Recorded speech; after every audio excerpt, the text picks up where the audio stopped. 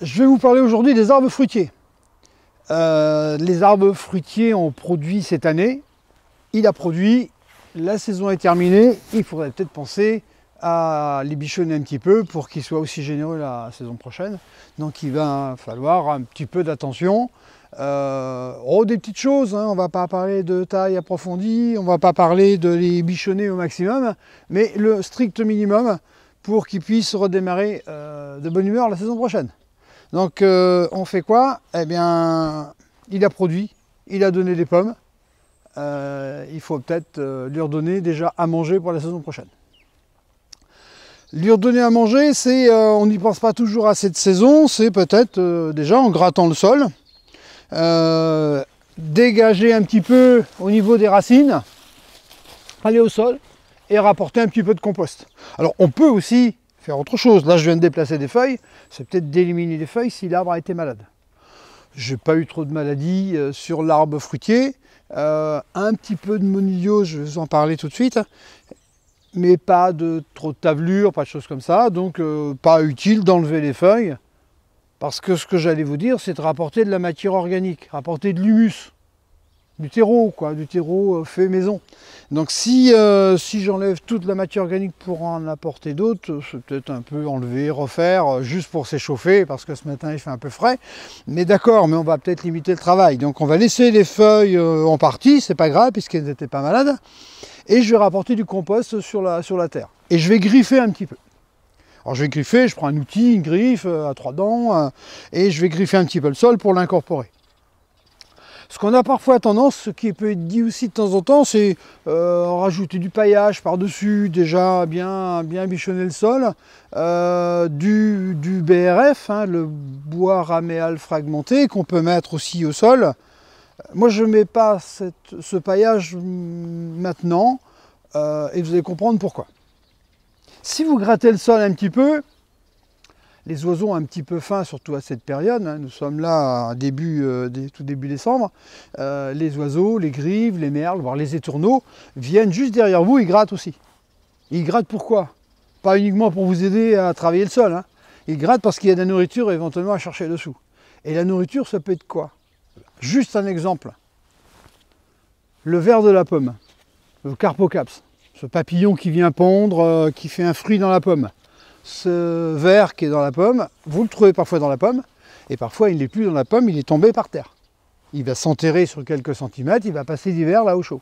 Si vous griffez un petit peu, si vous le dérangez, on le met déjà un petit peu en danger parce qu'il va geler et il ne va pas forcément être à l'aise à cette température-là. Et puis surtout, il ne veut pas être à l'aise du tout si les oiseaux viennent les récupérer.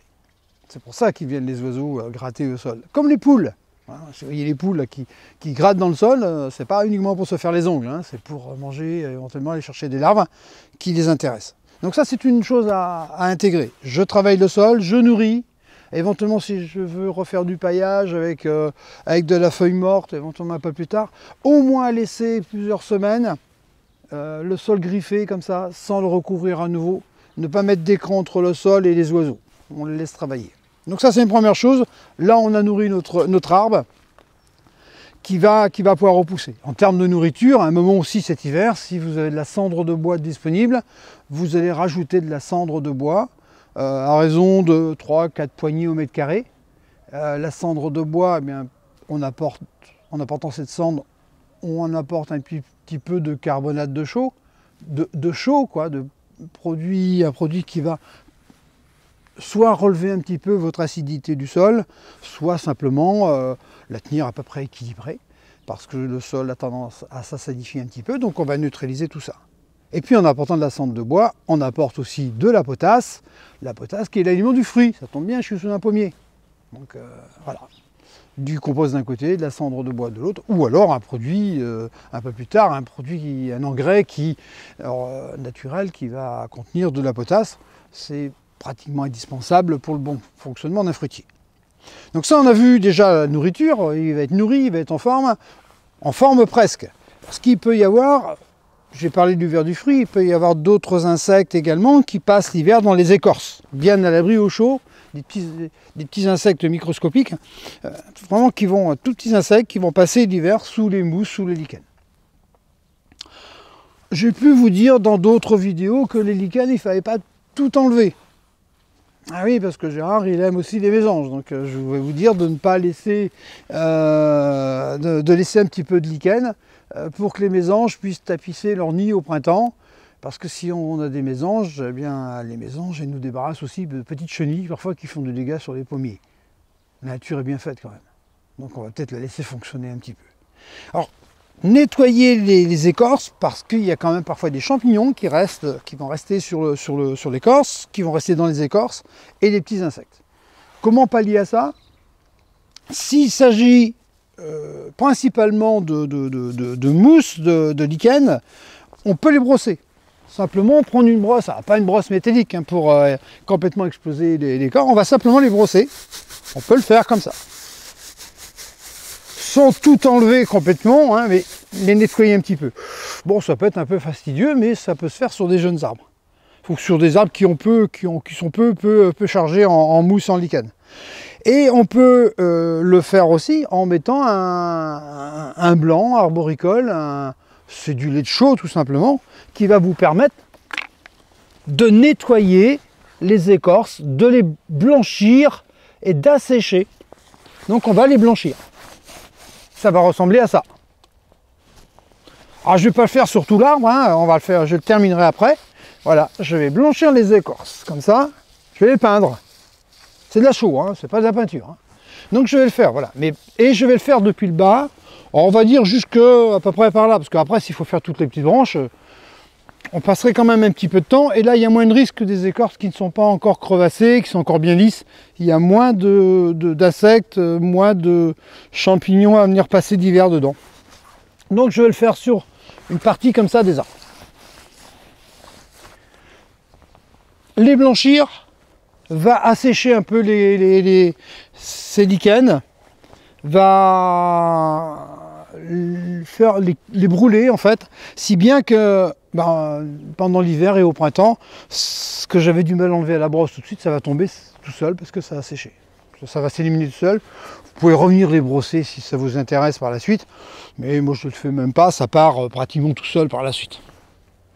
Il y a des insectes qui vont peut-être aussi résister à ça, ou qui vont peut-être être sur d'autres branches un peu plus grosses, sur lesquelles il n'y a pas eu de ce blanc arboricole. On peut le faire avec des huiles.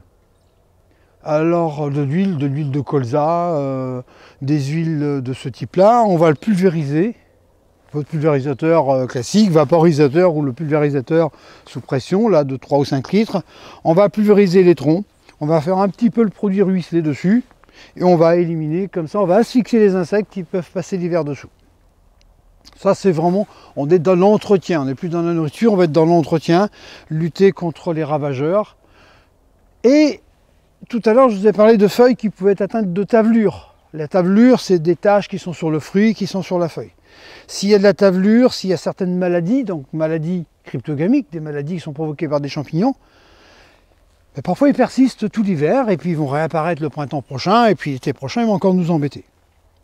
Alors il est bien dans ces cas-là, éventuellement, quand on a constaté ce genre de problème pendant la saison, d'essayer de limiter ces dégâts la saison suivante, c'est en faisant un traitement pendant l'hiver à la bouillie bordelaise. Ce n'est pas une obligation, ça fait partie des outils qui sont éventuellement mis à votre disposition.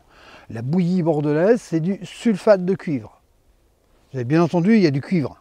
Attention à l'usage du cuivre. Alors pourquoi il nous en parle? Je vous en parle peut-être pour vous dire qu'il faut éventuellement en mettre, mais pas trop.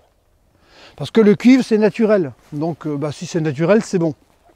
Moi, j'ai jamais pris de bouillie à la bouillie bordelaise au petit déjeuner, hein, donc on va peut-être pas aller pousser le bouchon trop loin non plus. La bouillie bordelaise, c'est du cuivre, c'est naturel. Oui, mais trop de cuivre, on tue le sol. Parce que vous allez en mettre sur le bois, ça va éventuellement couler, vous allez en mettre sur le sol, et sur le sol, vous êtes en train de bloquer votre sol avec trop de cuivre. Du cuivre, oui, mais 2 à 3 fois par an, pas plus. Donc bouillie bordelaise, c'est du sulfate de cuivre. Vous pouvez parfois lire sur des revues, vous pouvez entendre parler également, on peut vous le conseiller dans certaines jardineries, plutôt à l'hiver d'utiliser du sulfate de cuivre, d'utiliser une autre formule à base de cuivre qui est l'oxychlorure de cuivre.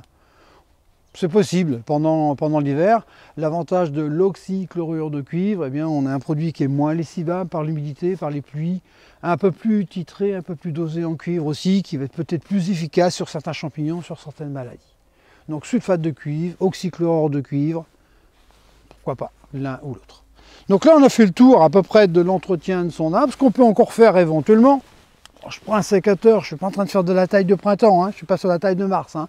Simplement, si vous avez des blessures, des arbres qui ont parfois des branches de cassé. Une branche de cassé, on la coupe, on l'enlève, parce que si elle est cassée, là j'exagère un petit peu, je viens de le casser volontairement, mais si elle est cassée comme ça, forcément c'est la porte d'entrée à des champignons, à des maladies.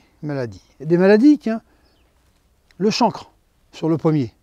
Le chancre sur le pommier, c'est quoi le chancre? Certains d'entre vous qui doivent connaître, ce sont des crevasses, des blessures, des nécroses qui arrivent sur le bois. Et ça va grandir, on l'appelle souvent le cancer des arbres. Ça pousse, ça grandit, ça se déforme, les branches sont toutes déformées et parfois les troncs. Si jamais vous avez des branches comme ça déjà bien abîmées, eh bien ces branches-là, il faut les éliminer. N'attendez pas forcément le printemps, on les taille. Si je taille, si je fais de la grosse taille, si je gratte des plaies trop abîmées en chancre, il faut cicatriser après. Je vous parlais de bouillie bordelaise tout de suite, on fait un peu de bouillie bordelaise, on va badigeonner la branche avec un peu de bouillie bordelaise pour nettoyer, désinfecter, et puis on met un cicatrisant dessus. Soit du goudron végétal, soit un mastic à cicatriser. Alors à l'hiver, un mastic à cicatriser, pour l'étendre, c'est pas facile. On le met un petit peu à chauffer au bain-marie et hop, il se met au pinceau très facilement après. Des petites astuces qui sont parfois utiles. Quand ça roule, ça se développe mal. Et là, on peut très bien l'étendre une fois qu'on l'a rendu un peu plus humide, un peu plus liquide. Et si vous avez fait ça, vous pouvez avoir une bonne conscience. Hein, vous avez assaini, vous avez nourri, vous avez préparé votre arbre à repartir au printemps prochain pour une nouvelle saison de fruits.